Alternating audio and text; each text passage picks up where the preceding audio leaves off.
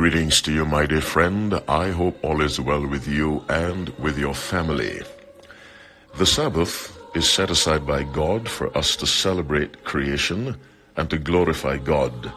By celebrate creation, I simply mean to look at what God has done, think of what God has done, and learn lessons about the goodness and the power of God, and to be strengthened by the fact that we serve an all-powerful Creator. Of all of creation, the highest expression of God's creative power on this earth was the creation of man and woman.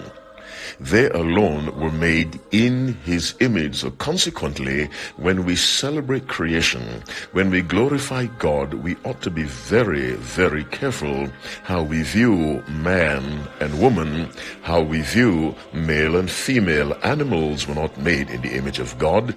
Neither were trees or plant rocks or the sky or the sun or the moon or the stars. Only humanity was directly made in the image of God. Now, of all the physical characteristics people possess, the only one that is specifically mentioned in Genesis 1:27 is that one was male and one was female. The Bible says, so God created man in His own image.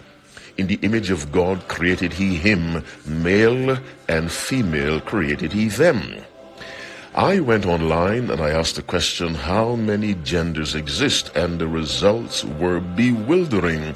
Over 60 terms that express gender.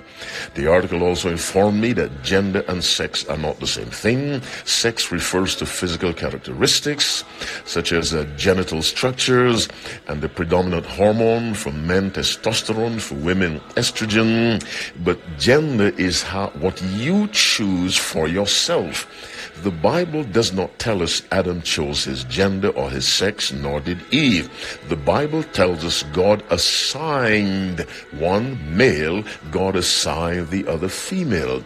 The Christian must hold to thus saith the Lord, despite what is overwhelmingly popular in society.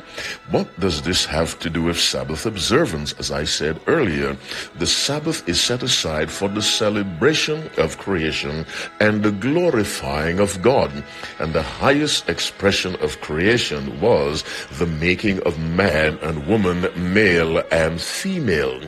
We have to be ultra careful how we view those persons made in the image of God, because when we tamper with the expression of God's image, male and female, we are attempting to tamper with God, which is impossible.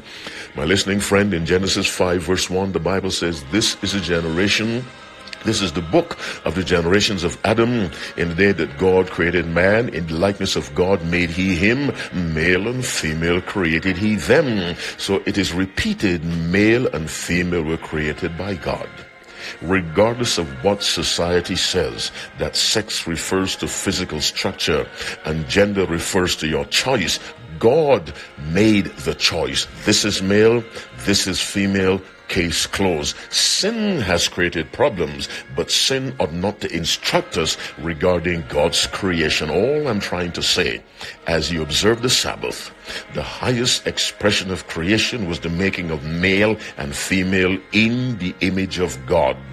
The image of God is reflected in the two genders. The image of God is reflected in the headship of the man. Society cannot change that.